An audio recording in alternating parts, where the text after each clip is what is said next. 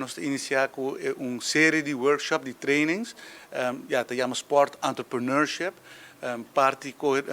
principal de nosso manejo é para estimular o entrepreneurship, nós queremos mais gente, vira empresário, vira na mesma dono, e nós queremos que em diferentes áreas no caminho para portar um empresário. E deporte é uma área que nós queremos que tenha um potencial muito grande, não é como parte de uma paixão, parte de um hobby, mas tem um elemento econômico que também por convertir isso aqui de um negócio e como Ministro de Economia, nós estamos estimulando e junto com o Departamento de Assuntos Econômicos a desenvolver uma série de trainings,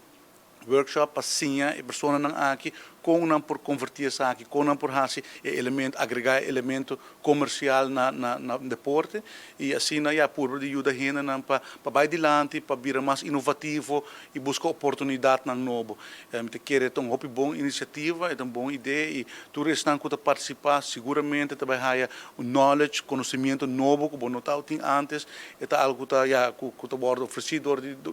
governo, diferente profissional também explica diferentes tópicos